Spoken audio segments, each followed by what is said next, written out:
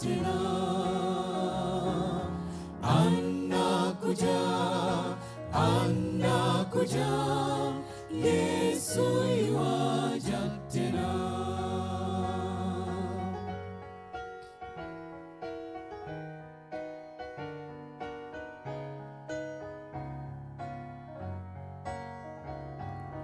Itangazwe mahali popote, Yesu yuaja tena.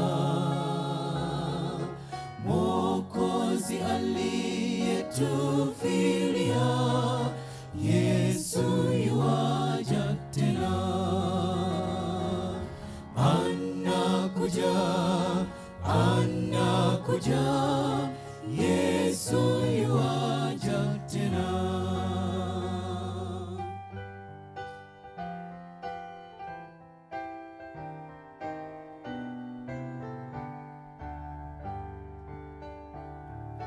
Kuona machafuko twajua, Yesu yuaja tena. Mataifa yakasiriana, Yesu yuaja tena. Anakuja, anakuja, Yesu yuaja tena.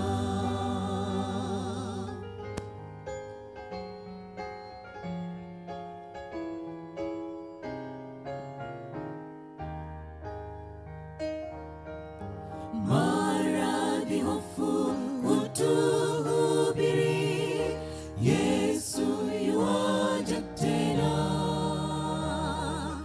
Taabu, njaa, hutulilia, Yesu yuaja tena. Anakuja, anakuja, Yesu yuaja tena.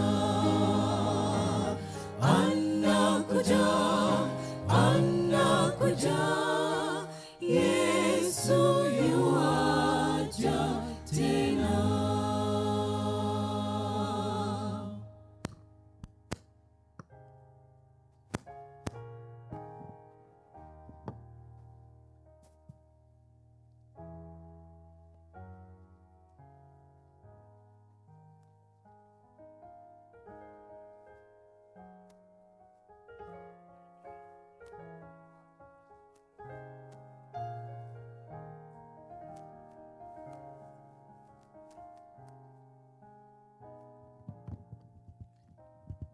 Twaweza kuketi. Makambi mtaa wa Mzizima 2026. Sasa msalimie uliyekaa karibu naye, halafu jiridhishe kama ni mtu sahihi kukaa naye karibu, na uone kama na muonekano wa makambi au amekaa kimsiba msiba. Kama amekaa kimsiba, mwambie badilisha siti tafadhali. Karibuni sana katika makambi yetu haya ambayo kimsingi yamekwisha kuanza sasa. Ninamshukuru sana Mwenyezi Mungu kwa ajili ya mchungaji Zilahenda. Mungu akubariki sana kwa mafundisho ya pekee sana. Lakini ninamshukuru sana Mwenyezi Mungu kwa ajili ya kwaya. Mimi ni mpenzi sana wa uimbaji, japo sijui kuimba. Niliwahi kuimba na ni mtunzi mzuri wa nyimbo, ila nilivunjwa tu moyo na walimu wa kwaya. Mungu atie moyo. Tulikuwa kwenye zoezi, tumepanga mstari, tunaimba. Nikasikia mwalimu anasema ninasikia sauti ya chura. Kwa hiyo akawa anapita kwenye mistari hivi, sema kuna mahali kuna chura. Alipofika kwangu akasema, aha! Chura yuko hapa. Sasa nikasema nimekosea kusikia au nimesikia vizuri kwamba mimi ni chura. Nikasema it's okay, nikasamee, ikapita. Siku nyingine tuko kwenye zoezi, nikasikia anasema kuna sauti ya ndama. Basi nikagundua kumbe sina sauti ya kuimba, wacha mimi nibaki tu na kuhubiri sasa. Kuna wengine ni wa sauti ya ndama na kuna wa sauti ya kuimba. Kwa hiyo ninapenda sana uimbaji, japo ninaona kama kuimba nitaimba wimbo wa Musa na mwana kondoo. Waimbaji, Mungu awabariki sana. Kama Jumapili mmeng'aa hivyo kwenye sale. Mwambie jirani yako kama Jumapili ni hivi. Unajua moja ya faida za kuimba, kuna faida kubwa 2, 3 ninazozijua. Faida ya kwanza, utatembelea maeneo mengi. Unaweza ukapiga ziara nyingi kuliko mtu yeyote. Faida ya pili, hauzeeki mapema. Fuatilia sana waimbaji wengi, ukiona amezeeka huyo anakwepa mazoezi. Kutane na mwalimu kabisa anakuambia toa sauti tumboni. Haleluya. Hauzeeki mapema. Faida ya tatu, nakuwa na nguo nyingi. Trust me. Kama kuna watu watabadilisha nguo kwenye kambi hili, waimbaji wataongoza. Naambia ukweli. Kwa hiyo moja ya faida ya kuimba, unakuwa na nguo nyingi. Na ni vile tu wanaogopa tutawasema, lakini walikuwa na uwezo wa kubadilisha nguo mara 3 kwa siku. Yaani wanaogopa tu kwamba watatuonaje. Sasa mimi nawaambia wala hatutawaona vibaya. Ukiweza, ukimaliza breakfast badilisha, ukimaliza lunch badilisha, tukimaliza dinner badilisha. It is okay. Wakati wa kulala tena badilisha, uwe nao nyingine ya kulalia. Ndio maisha. Alafu wenye wivu watabaki wakiwa wanajinyonga peke yao. Karibuni sana katika mianzo ya makambi haya. Pastor Zilahenda amezungumzia habari ya kichwa cha makambi haya, ambacho nataka nikizungumzie kwa ufupi sana kabla sijaenda mbali. Hebu niulize kama tunakumbuka vizuri. Makambi mtaa wa Mzizima 2026. Sasa hili neno nitakwenda lina mambo makubwa 3. Mangapi jamani? Ninaomba haya ya noti mahali fulani, halafu ukayafanyie uchambuzi wa kina. Jambo la kwanza, tukisema nitakwenda, tunazungumzia kusudi, purpose. Kitabu cha Amos sura ya 3 na ule mstari wa 3 anasema watu wawili hawawezi kwenda pamoja isipokuwa wamefanya nini jamani? Wamepatana. Kwa hiyo ukisema nitakwenda nikimsubiri Yesu, maana yake wewe na Yesu kusudi lenu ni moja. Sasa nakuuliza, kusudi lako na la Yesu ni kweli ni moja? Namba 2, unaposema nitakwenda, tunazungumzia speed, motion. Unapokuwa kwenye mwendo, speed yako na ya Yesu vinaendana. Ngoja niwaambie, hili neno sio tu slogan kwamba tutazungumza nitakwenda. Ni neno lililojaa maumivu, ni neno lililojaa gharama, ni neno lililojaa kujitoa kafara. Hebu fikiria, kuna wakati Yesu anakupeleka spidi ambayo hakuitarajia. Unamwambia Yesu, natamani nikifikisha miaka 28 niolewe au nioe. Yesu anakuambia utaolewa na miaka 40. Wewe unamwambia ninatamani nikifikisha umri wa miaka 50 nijenge. Yesu anasema hapana, spidi yangu itaamua utajenga ukisha staff. Nitakwenda nikimsubiri Yesu. Wakati spidi yako na Mungu vinapopishana, wewe una haraka ya kupata mtoto, Yesu anakuambia hapana, spidi yako sio sasa hivi, utapata ukiwa na miaka 50. Na it is possible, maana Sarai alipata mtoto akiwa na miaka mingi. Alishavuka kawaida ya kupata watoto. Kwa hiyo hili jambo linategemeana na speed. Ndio maana huwa ninawatia moyo wakati fulani waombaji wenzangu mnaoomba, kuna wakati kubaliana tu na speed ya Yesu. Halafu kuna wakati wewe uko slow, yeye anakupeleka haraka. Ndio maana utasikia washiriki wanakuambia mambo ni mengi sana. Tulikuwa na makambi tu, sasa hivi tena sisi tuna one voice, alafu tuna nini? Hizo ndizo speed za Yesu zinapopishana na wewe. Kama umenielewa sema amena. Namba 3, tunazungumzia direction, uelekeo. Hauwezi kuenda na Yesu kama haujui uelekeo wa Yesu Kristo. Kuna wakati Yesu anakuambia tunakwenda magharibi. Hivi huku ndio magharibi Ni wapi? Huku. Maana mpaka hapa mambo yameshavurugika. Magharibi ni wapi? Huku. Yesu anakuambia tunaenda magharibi, lakini wewe ulitamani muende mashariki. Hii Yesu anakuambia uelekeo awamu hii sio huo, uelekeo ni huu hapa. Utakubaliana na direction ya Yesu? Hebu vijana ambao mjaona kwa leo mnipungie mkono. Umewahi kumuomba Yesu akuonyeshe direction wakati nawe tayari una direction ya kwako? Yesu, fanya muujiza nipate mchumba. Ni kama moyoni unasema lakini lakini sasa kama haujakubaliana na haya matatu, ukubaliane na kusudi, ukubaliane na mwendo, ukubaliane na direction, hii slogan ya kwetu bado haujaifanyia haki. Ndio maana naona kuna wengine Yesu amewachonga, wameamua kuwa wapole tu, wanyenyekevu kabisa. Niliambiwa na kijana mmoja aliwahi kumwomba Mungu akaweka ishara. Sijajua kama siku hizi kuna hao vijana wanaoweka ishara za kupata mwenzi. Yeye akaomba, akachukua vichupa viwili, akaweka maharage, kimoja akakiita jina hilo, kingine akakiita jina hili, akasema cha kwanza kuota, huyo ndiye nitaposa. Kikaota cha yule ambaye hampendi. Akamwambia Yesu, unajua wewe ni mwenye rehema, sasa tubadilishe. Awamu hii wa kwanza nitakayemkuta kanisani siku ya Sabato asubuhi, wa kwanza, huyo ndiye yeye. Anafika asubuhi kanisani, anakutana na binti ni kiwete, anajivuta. Na kwa kweli akasema hapana Yesu, sasa tutengeneze nyingine tena ya mwisho. Akasema siku ya Sabato kesho tukitawanyika, wa kwanza atakayenisalimia huyo ndiye yeye. Wanamaliza ibada, yule kiwete ndiye akawa wa kwanza kumsalimia. Yule kijana akasema mapenzi yako yatimizwe. Wewe usiseme amina ni kwa sababu ni mwingine, ila naamini ungekuwa wewe ungesema na hii nayo tubadilishe. Akachukua, wakafunga ndoa, na wakati hicho kisa kielezea, na kwa kweli wako kwenye ndoa na Mungu amembariki, na yule mtu yuko comfortable, anakwenda kanisani. Kuna wakati anaenda kanisani amebeba mke wake mgongoni, kuna wakati anakwenda sokoni ana mke wake mgongoni. Maana hata ukimkuta amekaa ni kama kuna katoto yule mwanamke. Lakini ndiko Yesu alikompeleka kwenye hiyo direction. Kuna wakati direction za Yesu ni ngumu.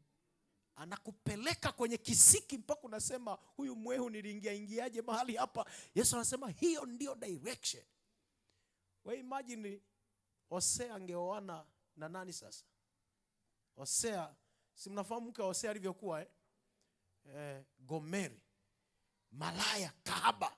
Hosea akienda nyumba kwa nyumba, Gomeri anakwenda kwa wanaume. Sasa imagine anaoana na Samson. Hiyo ndoa ingekaaje? Direction za Mungu tuziheshimu sana. Kwa hiyo hayo mambo matatu yazingatie sana mwana makambi. Unaposema nitakwenda, usiseme tu nitakwenda kwa sababu na nguvu ya kuongea, una afya kusema. Nitakwenda ina involve mambo matatu. Hebu tuyataje. La kwanza, kusudi. La pili, speed au mwendo. Namba 3, uelekeo. Sasa karibuni katika neno la leo. Kitabu cha Luka sura ya 21. Na mimi nijiridhishe wenye Biblia zao. Sasa hebu muulize jirani yako, una Biblia? Kama wewe ni mgeni mwambie mimi ni mgeni. Amekujibuje? Ana Biblia? Ngoja, hilo ni jambo la kwanza. Alafu muulize una uhakika inaanzia Mwanzo hadi Ufunuo? Maana kuna Biblia kilema, inaanzia na kitabu cha Kumbukumbu la Torati, inaishia kitabu cha Matendo ya Mitume. Mwingine ana soft copy. Hata wale mlio na soft copy na ninyi mna Biblia. Ila hakikisha simu yako haujawahi kudaiwa, songesha wala nipige tafu, na haujawahi kusema uongo. Luka sura 21 waliofika na waseme amena. Luka sura 21 waliofika na waseme amena. Luka sura 21 waliofika na waseme amena. Haya, fungu la 28. Hilo ndilo fungu letu kuu katika juma hili. Biblia inasema, basi mambo hayo yaanzapo kutokea, fanyeni nini? Changamkeni mkaviinue vichwa vyenu, kwa kuwa ukombozi wenu umekaribia. Basi mambo hayo yaanzapo kutokea, changamkeni mkaviinue vichwa vyenu, kwa kuwa ukombozi wenu umekaribia. Hebu tuombe. Baba yetu na Mungu wetu unayeketi mbinguni, iwe kwa machache au kwa mengi, natamani uzungumze nasi. Neno hili ni neno lovuviwa na Roho wako Mtakatifu, na unakwenda kulinena kupitia kinywa cha mwanadamu aliye dhaifu. Ruhusu likalete badiliko katika maisha yangu, kisha katika maisha ya msikilizaji na mtazamaji aliyeketi mahali hapa. Wote kwa pamoja tuandaliwe kwa ajili ya uzima wa milele. Ndivyo nilivyoomba na kushukuru kwa jina la Yesu Kristo. Amen. Kitabu cha Luka sura ya 21, wanatheolojia wanakigawanya katika mambo makubwa matatu. Jambo la kwanza kinazungumzia habari ya moyo wa waabuduo, moyo wa wanaofanya ibada. Na namba 2 kinazungumzia habari ya matukio ya siku za mwisho. Na namba 3 ni kitabu kinachozungumzia habari ya ufalme wa mbinguni. Sasa haya matatu yote katika juma hili huenda tukazunguka katika hayo. Tutaangalia kwa undani kidogo. Yesu anasema muyaonapo mambo hayo yakianza kutokea, changamkeni, halafu mkaviinue vichwa vyenu. Hili neno kichwa, nisingekuwa mzizima ningeuliza wangapi wana vichwa, kwa sababu unaweza ukaona kama watu wana vichwa, lakini kimsingi sio hivi vinavyozungumziwa mahali hapa. Tuna vichwa ambavyo vilishavurugwa, ambavyo haviwezi kuona hali ilivyo, mambo yalishaharibika. Sasa Yesu anaposema mkaviinue vichwa vyenu, ni kitu cha kiroho, ni swala la kiroho, sio tu hiki kichwa tunachokiona mahali hapa. Sasa anasema muyaonapo mambo hayo yakianza kutokea, changamkeni, mkaviinue vichwa vyenu. Sasa ili uelewe kile Yesu anachokizungumzia, nitakuchukua tuanzie katika mafungu ya kwanza kabisa, kitabu kile cha Luka sura ya 21 kuanzia mstari wa kwanza. Na leo jioni ya leo kwenye ufunguzi huu tutaangalia fungu la kwanza na la pili peke yake.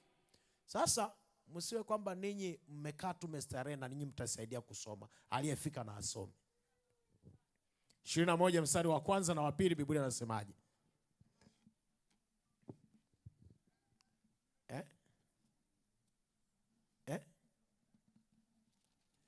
Biblia inasemaje? Hii sio Bwana we nanyi. Nimesema aliyefika asome.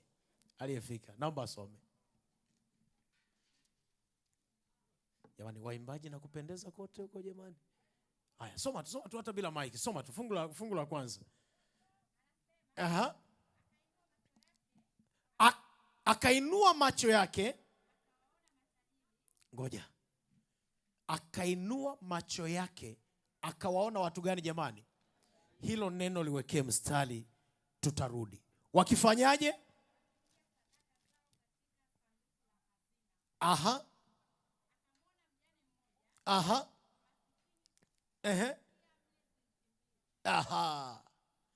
Jamani, huyu ni Yesu. Ameketi hekaluni wakati wa ibada. Amekaa, ametulia. Biblia inasema akainua macho yake akawaona matajiri. Hebu niuliza, wangapi hapa ni matajiri? Wainue mikono yao. Ngoja, wangapi ni matajiri? Wainue mikono yao. Mama yake na mama, wangapi ni matajiri? Wainue mikono yao. Kuna mtu hivyo uliza tu wangapi ni matajiri, anasema hata baisikeli sina. Am I sure kwamba mimi ni tajiri? Sasa sikiliza, usisubirie mtu mwingine akupe credit kwamba wewe ni tajiri. Yaani hapo ulipo wewe ni tajiri. Utaelewa baadaye kwamba wewe ni tajiri au sio tajiri, utaelewa baadaye. Mungu akubariki sana rafiki.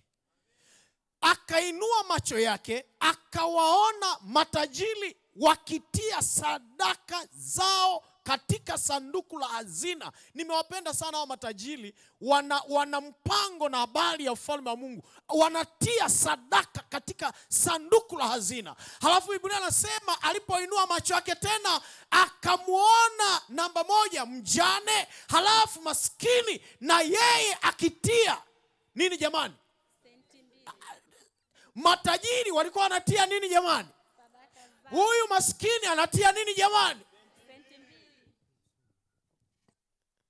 Wangapi hapa ni maskini?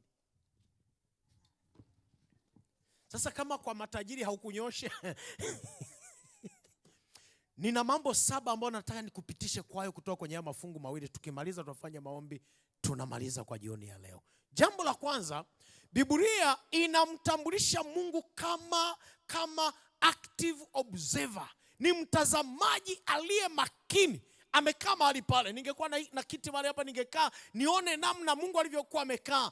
Akiwa ameketi, hajakaa hivi hivi kiasalasala. Nikisema kukaa kiasalasala, wamama wanaweza wakalielewa vizuri zaidi. Wakiwa wamechoka. Ametoka huko wapi kule? Ile soko kula Dar es Salaam ni wapi kule? Kariakoo, amechoka kabisa. Halafu anarudi nyumbani na mkoba wake na kilemba. Ninamuona anavyokinyanyua kilemba na kutupa mbali na viatu. Halafu amechoka, anakaa. Amechoka. Hapo ndipo hata mtoto akikusemesha unamwambia niache kichwa, kuna vitu vinatembea. Kumbe vinavyotembea ni vikoba, marejesho, madeni. Yesu amekaa kama active observer. Anaangalia na hiki ndicho naomba nikutie moyo mwanamzizima. Una Mungu ambaye anaangalia kwa makini kila kinachotokea duniani. Ndio maana hata usiumie katika maisha haya. Mimi wanaambia hata usihangaike kuweka password kwenye simu, kuhaki simu ya mtu. Niangalie mfanyakazi wangu anafanya nini. Unaweka CCTV camera. Ni kweli unaweza ukaweka, lakini tuna Mungu ambaye ni active observer. Na siku ya mwisho ataleta hukumuni kila jambo. Kwa nini unajiwa kwa pressure? Wengine mpaka wanaambizana, wanapigana video call. Una uhakika hapo ulipo ni Dar es Salaam? Hebu piga video call tuangalie. No, una active observer, Bwana wa mbinguni. Mwachie. Ni kama miezi miwili iliyopita nilikuwa na kesi ya wachumba. Wamechumbiana. Wamepanga kufunga ndoa. Imebaki kama wiki mbili, nikaona mwanamume anakuja na message nyingi na voice note nyingi. Asema, pastor, sikiliza hivi vituko vya binti yako. Nikamuuliza, rafiki, wewe umevipataje? Akasema, nilivyoanza kumchumbia niliamua kuunganisha simu yangu na ya kwake. Hao ndio wanawaita ni vichwa vya chaja, hata sio kichwa cha familia. Kwa sababu hiyo moja ni ishara ya kutokujiamini. Sasa akasema hebu msikilize. Halafu baadaye akaniambia ukishasikiliza kwa umakini utoe hitimisho, anafaa kuolewa au hafai. Yaani nipoteze nusu saa kusikiliza voice note za binti na malaya wake. Hawakufunga ndoa, wakaishia mahali hapo. Ngoja nikwambie kijana, usihangaike kuunganisha simu, una active observer, Bwana wa mbinguni. Ndiye anayeangalia watoto wako, mzazi ulioko hapa. Ndiye anayewaangalia shuleni waliko. Ndiye anayewaangalia vioni waliko. Ndiye anayeangalia mwenzi wako kule mbali aliko. Ndiye anayeangalia kazi yako wewe ukiwa umelala usiku wa manane. Ndiye anayechunga duka lako. Ndiye anayechunga kibanda chako. Ndiye anayechunga mifugo yako. Ndiye anayechunga kazi yako. Active observer, ameketi.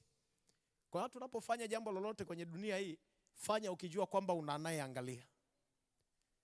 Usidhani kwamba unafanya tu unasema nimemdanganya niko kumbe niko mahali fulani. Fanya maana yupo. Na Mungu huwa ni waajabu sana, akichoka huwa anatoa malipo hapa hapa.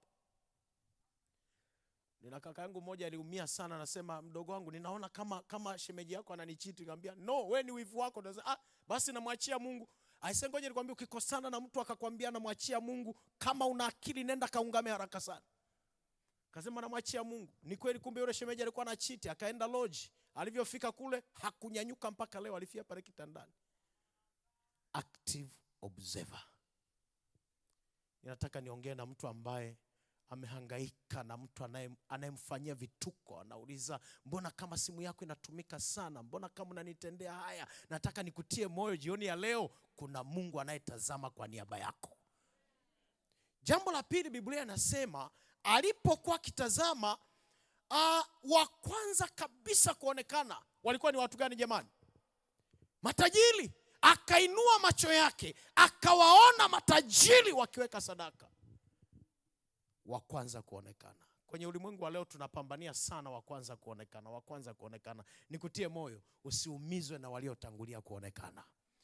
Yesu baadaye historia inabadilika, tutaiona ndani ya juma hili. Anasema wakajua, maana Yesu alijua kabisa kwamba nikitangulia kumwona huyu maskini matajiri wataandamana, lakini akaanza na matajiri. Baadaye mchezo unabadilika. Yesu anasema lakini kuna mwanamke mmoja ametoa kuliko wote. Wengi wanapoona kuna wengine wametangulia, wamefunga ndoa mwaka mmoja, wana watoto tayari, wamefunga ndoa mwaka mmoja, wameshabarikiwa, wana magari, wana nyumba, wao bado ni wapangaji, wao bado hata mtoto hawana, wanaumia. Amini usiamini, na zamu yako pia inakuja. Wa kwanza kuonekana walikuwa ni matajiri, na Yesu akawatangaza. Na katika dunia ya leo kila mmoja angetamani hao wa kwanza kuonekana, wa kwanza kuonekana. Moja ya mitani niliyowahi kuchunga, niliwahi kuulizwa swali na mtu mmoja ambaye alitusaidia sana, akafanya vitu vikubwa kanisani. Wiki ya kwanza nikasimama, sikutaja habari zake. Wiki ya pili, wiki ya tatu akanifuata ofisini, akasema, "Pastor, ni kama hujaona nilichofanya Nikamwambia, "Mzee, unamaanisha nini?" Hivi unadhani hiki choo kimejipiga rangi chenyewe?" Nikamwambia, "No, natambua ni wewe ulileta rangi. Ni kama haujanisema mahali fulani Nikamwambia, unahitaji kufanya nini?" Mimi nilidhani ile wiki ungesimama useme, "Ndugu zangu, tumebarikiwa na mzee fulani amefanya hivi." Nikasema, hilo tu. Wiki iliyofuata nikamtangaza. Na wala sio dhambi, wala sio mbaya, maana nataka awe wa kwanza kuonekana. Nikasimama nikawaambia, "Jamani, msione choki na ng'aa, mzee fulani ameleta rangi. Hebu mzee fulani simama uje hapa mbele." Mzee akatembea kaja, nikamwambia, "Mpeni amina." Mzee akasema, "Kabla hawajasema amina, naahidi kuweka na tiles." Mpe asante mtu. Kule Usukumani wanakamethali wanasema, "Wabeja yamba na maguaga ngwakaloli." Yaani mtu kimwambia asante na kwambia, "Asante kwa 5,000 tu, nitakuongezea na 2,000 nyingine." Mpe asante, mpe. Pastors, usipambane na mtu anayetaka kuwa recognized. Mrecognize, aongeze na matofali mengine. Simple and clear. Maana sio dhambi. Au ninyi mnaonaje, nilitenda dhambi? Sio dhambi. Yule mzee akasema, "Pastor, nina maono." Nikamwambia, "Una maono gani?" "Unajua pastor, hata gari yako ni kama haieleweki."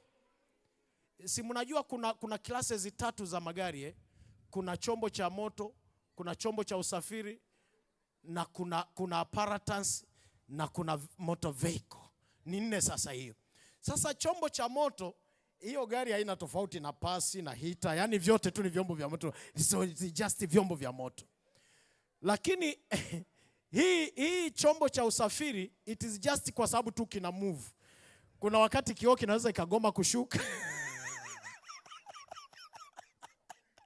Unatafuta mkanda ufunge, unashangaa mwenye gari anakuambia tumia wasuruari. Hali ni mbaya.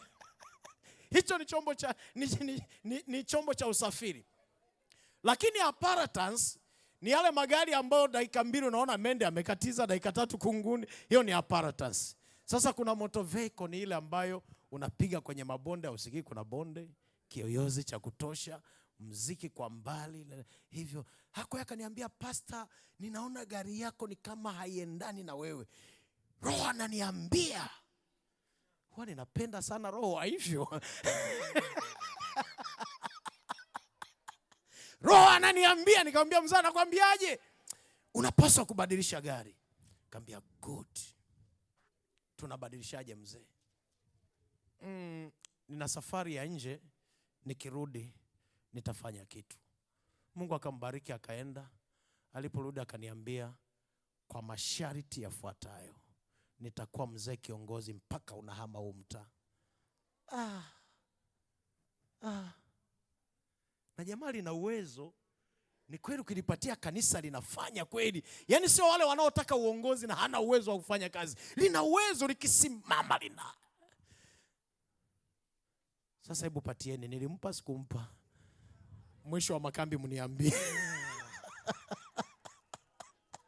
Yesu akasema, anapoinua macho yake akawaona matajiri wanaweka sadaka. Wewe uliyeketi mahali hapa, zamu yako ya kuonekana bado. Ifike hatua tukae chini tuseme, nitakwenda nikimsubiri nani jamani? Yesu kwa zamu yangu. Mabinti wanaolewa wanakwenda. Nimeshughulika kwa muda kidogo na masuala ya mahusiano kwa vijana kabisa, na kuandikia message anakuambia, pastor, mwisho ni mwezi wa 6, nisipopata mchumba yeyote atakayekuja nitakwenda. Ninakutia moyo binti, usiseme yeyote, nenda ukimsubiria Yesu Kristo. Waliotangulia acha waende. Zamu yako inakuja. Mwanamke mjane akiwa ameketi, ninaona kama Yesu, sijui alitangaza, sielewi, wachungaji mliosoma vizuri Biblia mtanisaidia. Sijajua kama alisema, nilipoinua macho nimeona matajiri. Mwanamke mjane anasema, Mungu wangu mimi wala. Waimbaji mnaweza mkanielewa vizuri. Mnakwenda kwenye kuperform nyimbo, umesimama hapo mbele, unaona anayegawa maiki anakupita, anapeleka kwa mwingine, unaona kabisa anakwenda kwa mwingine anakupita. Unasema, Mungu wangu, sasa hapa unasema sasa zamu yangu inakuja. Ni kama narudi ulipo wewe, anakuangalia, hafa anaipiga ile mic, unaona anahama tena anapeleka huku. Unasema, Mungu wangu, nataka nikutie moyo, zamu yako ya kupewa mic inakuja kwa jina la Yesu. Unajua kwenye makambi haya makwazo ni mengi. Hata hilo tu linatosha kuwa kwazo kwenye makambi. Mic. Mwambie jirani yako, lakini sio mwalimu wetu.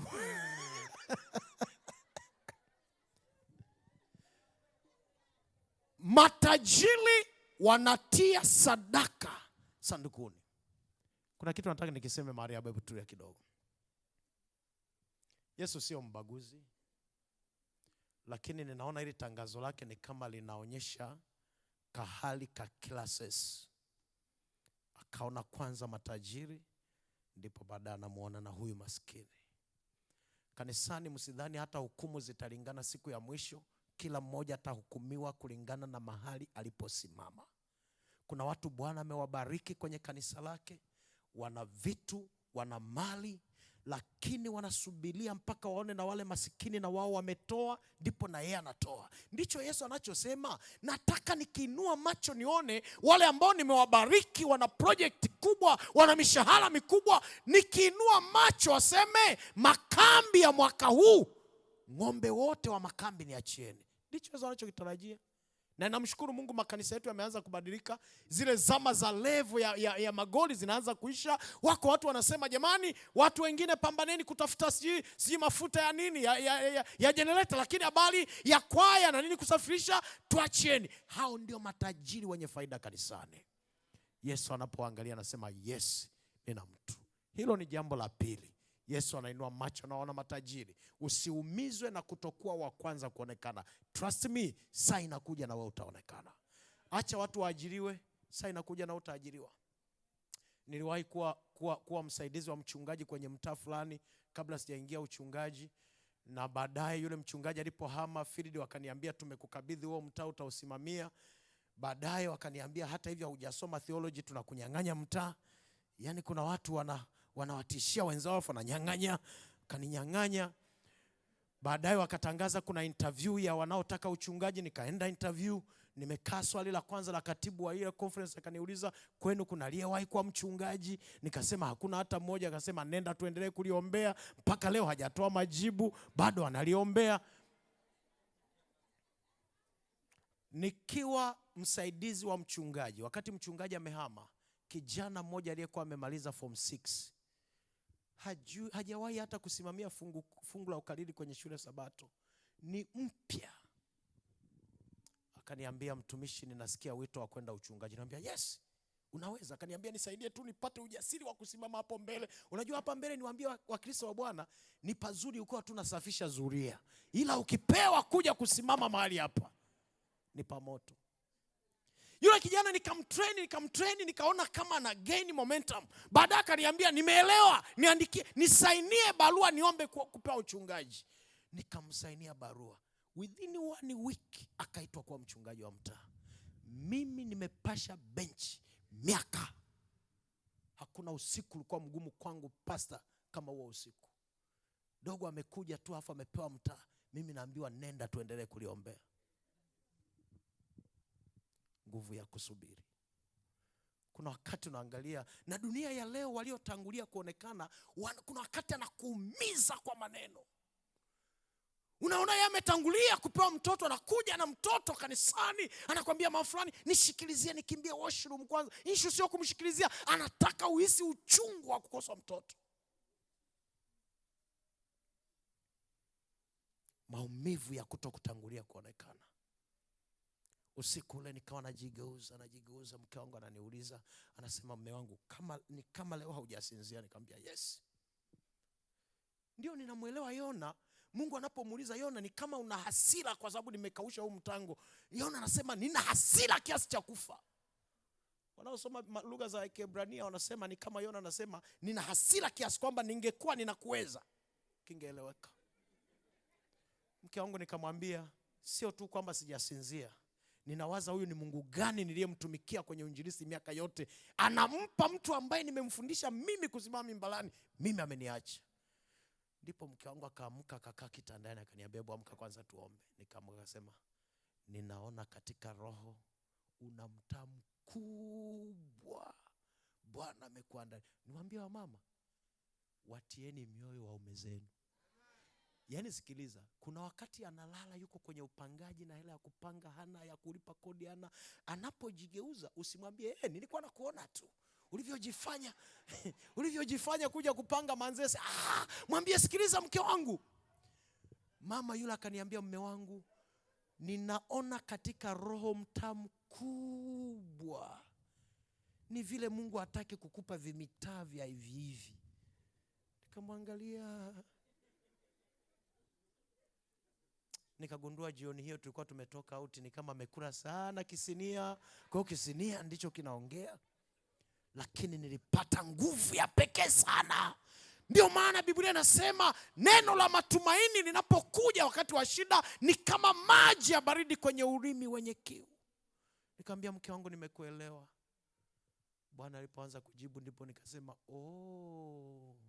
kweli. Nami nakutia moyo, subiri.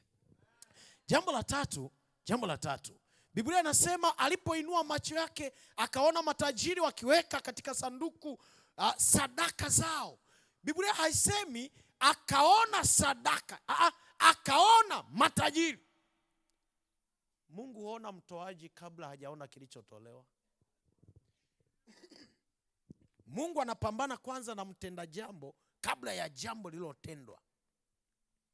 Ndio maana ngoja nikwambie, kabla haujaomba tatizo likuondokee, omba Mungu asaidie msababishaji wa hilo tatizo ndiye abadilike au amuondoe kwenye barabara yako. Sasa Biblia inasema akawaona matajiri. Kwa nini asingeona kwanza sadaka? Na mimi ningepewa mimi kuandika, ningesema nikaona mamilioni yakiwekwa kwenye sanduku, au nikaona sadaka. Mungu anatazama kwanza mtoaji wa hicho kitu. Na ndio maana wanamzizima niwatie moyo, kabla haujazungumzia kilichotolewa kuna habari ya mtoaji. Ndio maana Yesu akimbilii kuambia habari ya matukio ya siku za mwisho, kwamba sijui Yerusalemu itaharibiwa, baada ya hapo nitashuka kutoka mbinguni. Yesu haongelei kwanza habari za mbinguni, anaongelea habari ya hawa wanaotaka kwenda mbinguni. Waimbaji tumetunga nyimbo nzuri sana, mbinguni tutaluka, mbinguni ni vinono, tutapaa. Lakini watazame wanaotaka kupaa. Are they ready kupaa? Unajua hili kanisa, mimi ngoje niwaambie, I don't know, kwa sababu tutafahamiana vizuri. Unajua ukiona watu wamekaa hapa ni watakatifu kama wadogo zake na roho wa Mungu. Lakini the same people unaowaona mahali hapa wakute kwenye kona zao. I was a pastor kule Iringa.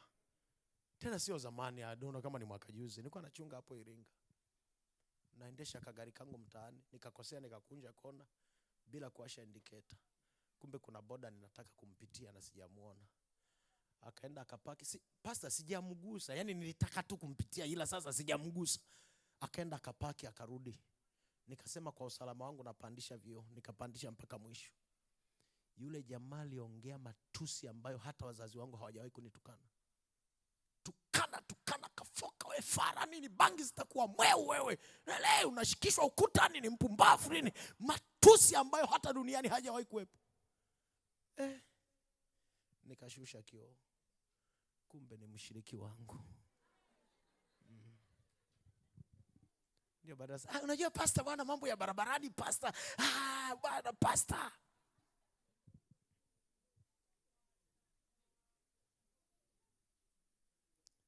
Hivi mnanielewa vizuri? Unakumbuka unapokuwa unadai madeni, lugha unazozitumia wale uliowakopesha sabuni kule Kariakoo, unakumbuka? Kijana ninamwangalia, alafu na siku ya Sabato anasimama na imba hashama, na wanajua kuimba mpaka neno mabaya.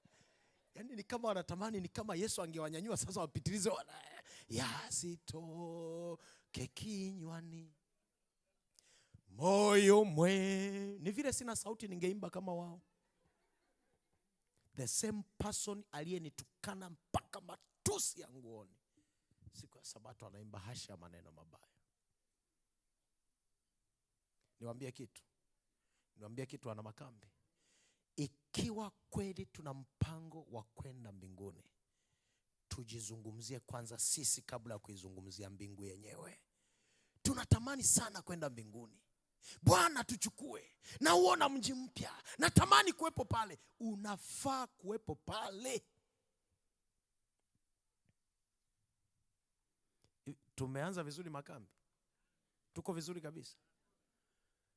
Niwaambie kitu ndugu zangu, kuna lugha imekuwa ikisemwa na wahubiri wengi, na wengi mnaichukulia kawaida, lakini hata kama haijaandikwa popote, lakini ndio ukweli. Hata kama Mungu angefungua milango akasema hata waovu nao waingie mbinguni, nawaambia wangeaga shindano mapema sana. Ni kweli wangeingia mbinguni, lakini wangeomba warudi mapema sana.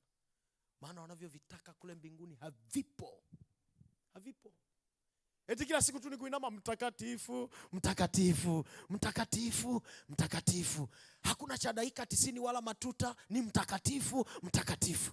Wangerudi.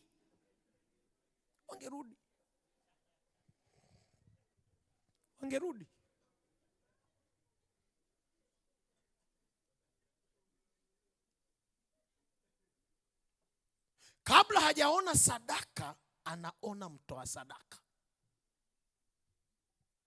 Namba 4, ninampenda Yesu. Ni Yesu anayewaona hata wasioonekana.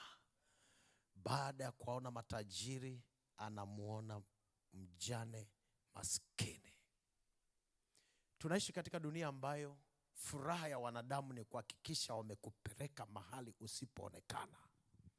Wakuzike kule maofisini, wakuzike na wakuweke mahali ambapo kwa kweli hauwezi hata kuonwa na yote. Hata wanaopita ni kama hawakuoni. Niliwahi kusali kanisa moja ambalo nilishangaa, kuna mlipuko uliingia wa ajabu. Nikaona mabinti wote wamebadilika. Hata waliokuwa weusi naona wamekuwa weupe. Hata waliokuwa na vipilipili wamekuwa wazungu. Nikasema kimetokea nini? Wakasema pastor, tunataka wakija watuone. Watuone. Kwa hiyo ni mabinti wakachange kweli. Yaani unaona mtu ni juzi tu mlikuwa naye na sura nyeusi, lakini unashangaa ope. Nikatafiti, mimi wanapenda sana kufanya utafiti. Nikauliza, kwani nani aliyewaambia hao ndio wanaonekana? Wana mifano. Sasa pastor, nakumbuka mwaka jana yule binti alipokuja aliyekuwa ametokea kule ngambo huku kwenu huku. Mnamwona alipokuja tu alikaa tu mwezi mmoja pio akaenda. Kuna sisi tunataka tuende. Nikaanza kuangalia kama wataenda, na mimi nikaanza kuangalia wako wangapi. 1 2 3 4 5 6. Okay, sawa. Haya, mwaka huu anaenda nani? Hakuna anayeenda. Mwaka wa pili hakuna anayeenda. Mwaka wa tatu hakuna anayeenda. Mwisho akaanza kushindwa na gharama za nywele. Sikaanza kuwashinda. Nikashangaa tena wamerudi, wakasema pastor, na unajua bwana, sasa tumebadilisha, tuna panki ya kisabato. Wasabato. Wakabadilisha bwana, wakahama kule, wakaenda kwenye panki ya kisabato. Sasa wakapiga. Na wala mimi ugomvi wangu sio hizo nywele wala sio panki, ila ugomvi wangu ni motive behind waonekane. Na wala usiniwaambie kwamba pastor alisema siji hizi nywele ni dhambi. No, wala mimi siko huko. Ila anachokwambia motive behind. Unajua niwatie moyo vijana.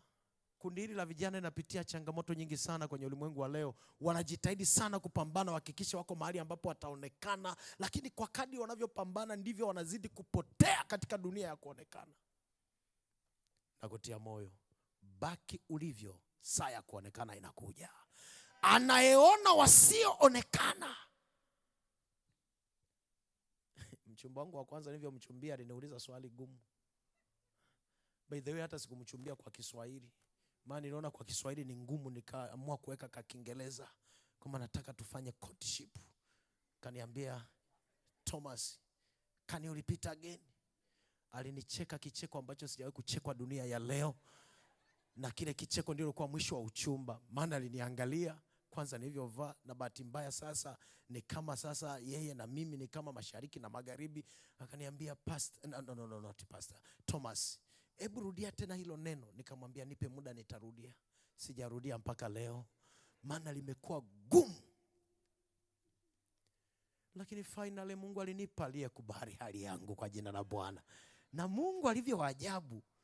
Kuna wakati huenda yule dada na anasema, nilipoteza. Unajua kuna wakati Mungu anatuzika kwenye matope ili wasiokuwa watu sahihi wapite kando ya sisi. Ili Bwana kuletee mtu ambaye atakutoa kwenye matope, hatimaye uonekane kwa jina la Bwana. Tulia jinsi ulivyo. Tulia jinsi ulivyo. Nilikuwa na share na pastor, namwambia wakati naenda kuchumbia na tunapishana na watu 8 wanachumbia na mimi nimo. Wenzangu wameenda na magari, mimi na baisikeli. Hafu nafika pale baba Mungu ananiambia, unajua kanuni yetu natakiwa uache kreti ya soda. Nikamwambia yes, hiyo ninayo. Na niwaambie vijana, usijitetee sana kama uko mahakamani. Mimi ni mtoto wa kwanza, nina majukumu mengi. Sikiliza, hiyo sio interview ya kazi. Wewe wakikuomba mwambie yes, nitafanya. Nikamwambia mzee, kreti ya soda ni shilingi ngapi? Akasema 29,000. Nikamwambia ipo. Na kwa kweli sikuwa na hela. Nikaweka bondi simu yangu. Watakatifu wa Bwana, namshukuru Mungu anayeona visivyoonekana kwa jina la Bwana. Kuna watu wanalia sana, unajua mimi ni kama hawanioni hata nikifanya kitu. Kuna mabinti wameamua kujiunga na kwaya ili wala waonekane, na bahati mbaya ameingia kwenye kwaya, mwalimu naye amemsukumiza huwa sauti yako inafaa kwa ya pili, sogea nyuma. Kwa hiyo hayupo tena mbele, haonekani tena. Yaani kila mahali ni mikosi. Sasa naingia kwenye kwaya nionekane. Mwalimu amwambia, kwa sauti yako yenye besi ya pili itatufaa. Tena wengine mmepewa ya 3 kabisa, ya 3. Sasa nitaonekana saa ngapi? Na kutia moyo kwa jina la Bwana, kuna Yesu anayeona wasioonekana kwa jina la Bwana. Saa yako ikifika utaonekana kwa jina la Bwana. Endelea kuwa mpole. Na by the way, ngoja niwaambie, mnaona hii kauli mbiu niwaambia nitakwenda nikimsubiri Yesu. Kusubiri kinachoamua wewe ni mvumilivu, unaweza wa kusubiri, sio muda uliosubiri. Eti nimekaa miaka 10, nimekaa miaka 5. No. Kinachoamua wewe ni mvumilivu au sio mvumilivu ni vitendo ulivyotenda wakati ukisubiri. Upo kwenye foreni ya chakula, unajua nimekaa hapa masaa 3, wenzangu wanapata tu. It is okay. Hiyo hatuna shida masaa 3. Ila wakati unasubiri chakula uko unafanyaje? Mbona hivyo? Unajua huu ni mwaka wa 40 sijaolewa. Ndio, ni kweli hatuna shida, una miaka 40 hujaolewa. Lakini je, tukifanya tathmini ni mimba ngapi zimetoka? Unajua mimi nina miaka 50 sijawahi kuoa. Yes, it is okay, ni miaka 50. Ila ni sabuni ngapi zimeishi?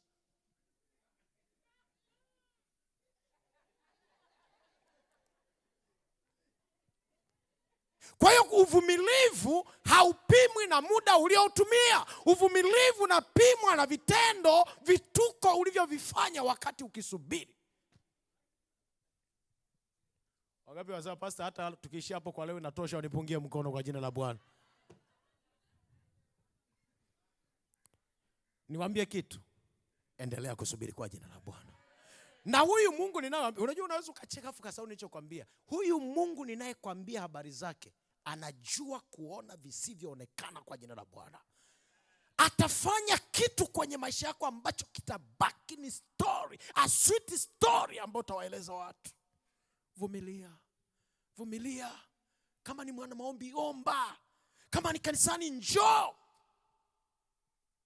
Anaona visivyoonekana. Mwisho, si kwa umuhimu, Yesu anapotangaza habari ya huyu aliyetoa sadaka, ni kama anakwenda kinyume na kanuni ya dunia. Kanuni ya dunia, wao hupima vitu kwa volume, kwa wingi, lakini Yesu anapima vitu kwa kafara ya aliyetoa. Biblia inasema huyu mwanamke alitoa vyote, lakini hawa walibakiza. Na hapa ndipo kuna mahali wanakasomo nasema nguvu ya sarafu 2. Huyu mama hakubakiza sarafu moja seme nina sarafu ya pili nitaiweka akiba. Ngoja nikwambie kitu, hebu tulia tena, ngoja nifunge kidogo hapa Biblia. Tunaishi katika ulimwengu ambao unatukumbusha kila leo kuweka akiba. Ukila 20%, 10% akiba, 50%, 30% akiba. Unatukumbusha akiba. Lakini huyu mwanamke hakuweka akiba. Biblia inasema alitoa vyote. Tunaishi katika ulimwengu ambao watu wako tayari kuweka akiba mpaka mali za Bwana. Zaka na sadaka wanaiweka akiba. Kwa sababu ya hofu ya maisha. Sijajenga na wenzangu wamejenga, sijanunua gari na wenzangu wana magari, na mimi ninahangaika. Bwana, ninatakiwa niweke akiba hadi zaka na sadaka. Mkiniruhusu kwenye makambi haya, kuna kanukuu kamoja na kapambania kukatafuta. Niliwahi kukasoma, si karo ya unabii, ni kama mwanatheolojia mmoja anasema kuna wale ambao wanadhani zaka ni takatifu sana kuliko sadaka. Kwa hiyo wanaleta zaka tu afu sadaka wanakula. Yule mwanatheolojia anasema kama kuna pesa au kuna mali ya Bwana yenye madhara kuliko vyote ni sadaka. Anasema zaka unapokula wewe, laana ya hiyo zaka inakwenda kwako peke yako uliyekula. Yaani kama ni baba ukaenda ukanunua mboga ukala na watoto wako, kwa zaka laana inaishia hapo. Lakini kwa sadaka, hadi mbwa atakaye kula mfupa wa ile nyama anaondoka na laana. Yule mwanatheolojia anaenda mbali, anasema hata unapokwenda kukalia viti kwenye nyumba ya mtu, tulipaswa tuulize, una uhakika kwenye hili sofa? Maana kama kuna sadaka ya Bwana, ukinyanyuka unanyanyuka nayo. Mtu akikwambia njoo nikupe lift, una uhakika kwenye hii gari? Bwana Yesu apewe sifa. Akiba. Na ndio maana ngoja niwaambie, nitawaambia vizuri kwenye makambi, ndio maana Mungu alichokifanya, ameamua kupambana na akiba zetu kuliko sisi waweka akiba. Formula ya Mungu ni ngumu sana. Formula ya Mungu, Yona akitoroka asiende Ninawi aende Tarishishi, Mungu hapambani na Yona, Mungu anapambana na meli iliyombeba Yona. Si hata ninyi mnaona Biblia inasema meli kapigwa na upepo kiasi cha kutaka kupasuka. Lakini Yona alikuwa anafanya nini muda huo? Amelala usingizi. Yaani wewe ukijichanganya muda wa zoezi la kwaya ukautumia kwenda kwenye cherehani yako, Mungu hapambani na wewe, anapambana na kacherehani kako. Wala hana tena, wewe atakupa afya nzuri, utanawiri, utastawi, ila kacherehani ukigonga tu kidogo hivi sindano kamevunjika, mara wateja hawaji, mara. Mungu hupambana na meli iliyommeza Yona, hapambani na Yona. Kwa hiyo Mungu ameamua kupambana na akiba zetu. Anasema ni kweli pesa mtaweka, ila wenye akili ya kuzitumia pesa sitawapa. Ndio mnaona tumepata watoto wa ajabu. Ni kweli kwenye account kuna milioni 300, una nyumba siji Magogoni, una nyumba sehemu fulani, nyumba karibia 5, ila mtoto mwenye akili ya kuendeleza hiyo nyumba, kila anapoiona hiyo nyumba anaona ni mtaji wa kuchezea tatu mzuka. Wewe unaona ni urithi. Yaani kila akikuangalia anasema, yaani kitokea tu leo amekata moto huyu mzee, naenda kumkeka. Yaani kilichoko kichwani ni mkeka. Maana tumewekeza mpaka visivyowekezeka. Kwa jina la Bwana kwenye makambi haya, Mungu atusaidie sana. Tuna Mungu anayetazama kwa makini. Tuna Mungu ambaye yeye hatishiwi na anayeonekana wa kwanza. Tuna Mungu anayewaona hata wasioonekana. Tuna Mungu ambaye anaangalia mtoaji sio vilivyotolewa. Ukishagundua hayo, ndipo nasema nitakwenda nikimsubiri Yesu. Kama sio mwaka wako wa kujenga, acha kujenga kwa kutumia mali ya Bwana, acha kujenga kwa kula rushwa, acha madili na magendo ya ajabu maofisini, kuchepusha pesa. Nenda ukimsubiri Yesu. Nenda ukimsubiri. Sio mwaka wako wa kupata watoto, acha mbinu za ajabu. Leo hii mmeletewa mpaka mbinu zingine za ajabu za kupandikiza siji madude ya ajabu. Msubiri Yesu. Nenda ukimsubiri Yesu. Sio muda wako wa kupona, acha kusema nitatafuta upande wa pili. Msubiri Yesu. Wangapi wanasema Baba, nipe nguvu ya kukusubiri sasa? Wainue mikono yao. Simsimame pamoja nami. Simsimame pamoja nami. Akainua macho yake, akawatazama matajiri wakitia sadaka. Huyu masikini hata haisemwi kama ni sadaka, vinatajwa tu ni visenti viwili. Kuna wakati hata ndani ya kanisa tunafanya mambo ambayo hakuna anayetambua kama tumefanya. Tunajitahidi sana, tunadeki makanisa kila Jumatano, hakuna anayetambua kama tupo. Tunajitahidi sana, tunatengeneza shule Sabato iliyo imara, hakuna anayetambua kama tupo. Biblia inasema Yesu akaibuka akatoa tangazo, lakini huyu ametoa kuliko wote. Una nini ambacho ilikuwa ni hitaji lako? Unamwambia Yesu, ni kama nimechelewa sana, mwendo wako na mwendo wangu haviendani. Mbona nimesubiria hadi nimechoka? Nilikwambia nipe mwenzi, mbona wanaokuja hata sio Waadventista? Nilikwambia niponye, mbona kama siponi? Nilikwambia nisaidie na mimi nijenge, mbona kama sijengi? Unajua hivi, mimi niwapongeze wanamzizima, hata kitendo cha kuamua kuja kupiga kambi huku, kuna watu wiki hii wamepumzika msongo wa mawazo. Kila siku asubuhi ni hodi za kudai kodi ya nyumba. Lakini hapo wametulia kidogo mikononi mwa Bwana. Wametulia. Nini unachosema Yesu? Ni kama nilikuwa naelekea kuchoka. Nisikilize mwanamzizima, nilikuwa naelekea kuchoka. Nimegundua kumbe kusudi langu na la kwako linapaswa kuwa moja. Nimegundua kumbe mwendo wako na mwendo wangu vinaweza visifanane. Nimegundua kumbe uelekeo wako na wako wangu vinaweza visifanane. Niko tayari kufuata uelekeo wako. Nataka tuhitimishe kwa maombi. Kama kuna mtu anayesema hivyo, anasema Baba, kwenye mianzo hii ya makambi niko tayari kukusubiri sasa. Niko tayari kukusubiri. Kama ni mtoto utanipa kwa wakati wako, kama ni mwenzi kwa wakati wako, kama ni kazi kwa wakati wako. Na usiumie. Shida kinachotuumiza ni hiki, ukiona mwenzako amefanikiwa hata ulali usingizi, unaumia. Ngoja nikwambie dawa nzuri ya kuharakisha mafanikio yako, shangilia mafanikio ya watu wengine. Shangilia wakifanikiwa, wapigie makofi. Si unaona mwenzako ameleta gari, unasema yani ingemvunja miguu kesho. Na ukifanya hivyo, nataka nikwambie utaendelea kubaki vile vile.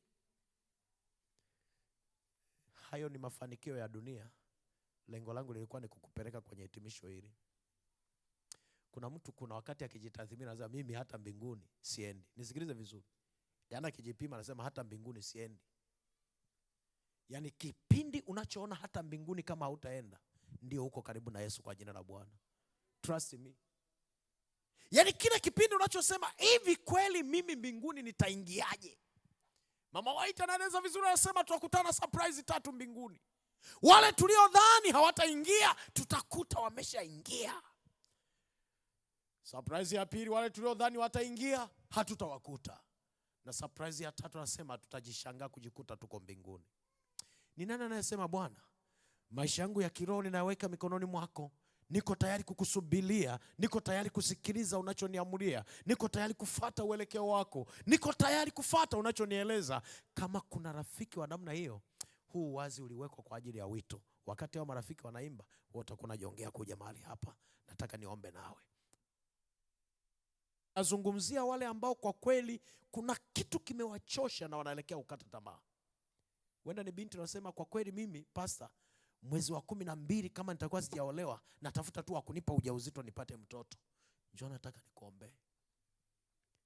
Kuna kijana wa kiume anasema mimi kwa kweli wakiendelea kunikataa, mimi atakayekuja awe Muislamu awe munani napita naye. Wamechoka. Watu waliochoka ndio nataka niombe nao. Karibuni waimbaji.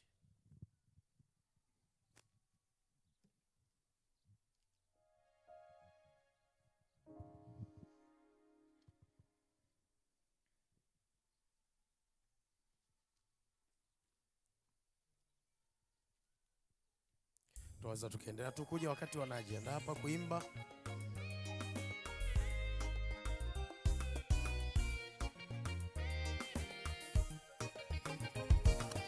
Uzuri wa mali tulizo nazo, maisha mazuri tunayodhani, kujifurahisha nafsini mwetu, kuzidanganya akili zetu. Safari yako ni shida, sababu ya miungu. Tumeacha uongozi, tunazo njia zetu. Uzuri wa mali tulizo nazo, maisha mazuri tunayodhani, kujifurahisha nafsini mwetu, kuzidanganya akili zetu. Safari yako ni shida, sababu ya miungu. Tumeacha uongozi, tunazo njia zetu. Bwana tukuomba, sikia haja za mioyo yetu. Tusamehe Yesu na uturehemu Bwana, na uturudie. Situache peke gizani, hatuwezi peke yetu. Tumaini letu liko mikononi mwako, uliye Mwokozi. Bwana tukuomba, sikia haja za mioyo yetu. Tusamehe Yesu na uturehemu Bwana, na uturudie. Situache peke gizani, hatuwezi peke yetu. Tumaini letu liko mikononi mwako, uliye Mwokozi.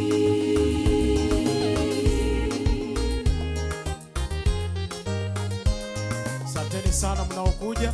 Sogeni tu kama kuna wengine wanaokuja ili tuombe kwa pamoja. Sogeni tu mahali hapo.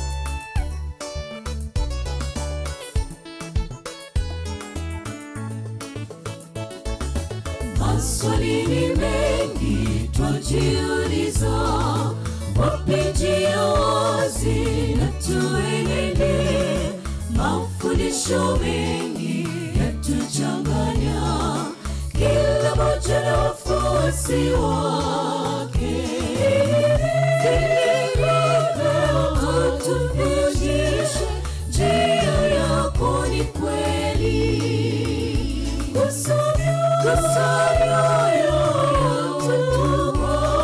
Sema tunasikia. Maswali ni mengi twajiuliza, wapi njia wazi na tuenende? Mafundisho mengi yatuchanganya, kila moja na wafuasi wake. Tufundishe, njia yako ni kweli.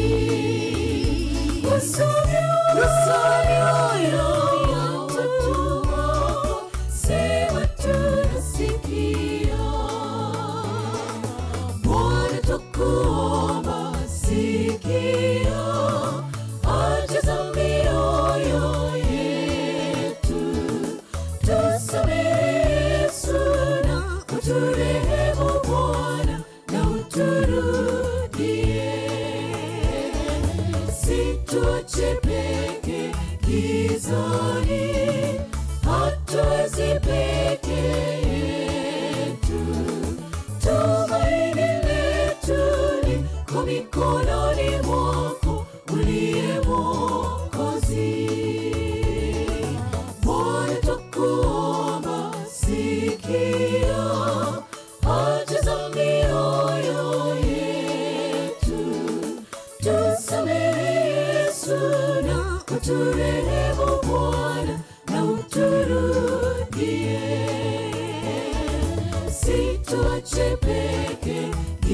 gizani, hatuwezi peke yetu. Tumaini letu liko mikononi mwako, uliye Mwokozi. Bwana tukuomba, sikia haja za mioyo yetu.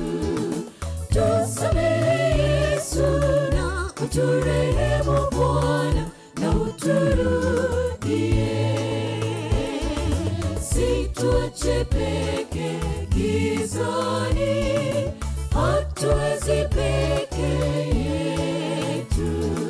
Tumaini letu liko mikononi mwako, uliye Mwokozi.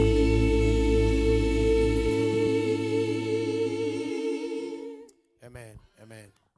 Ninatamani nisome hili fungu kabla tujaomba.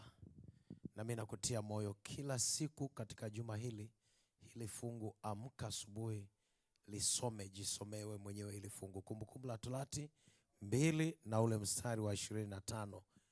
Biblia inasema, hivi leo nitaanza mimi kutia utisho wako na kuhofiwa kwako juu ya watu walio chini ya mbingu kila mahali, watakaosikia uvumi wako na kutetemeka na kuingiwa na uchungu kwa sababu yako. Hili fungu ni fungu la watu ambao walikuwa wamesahaulika.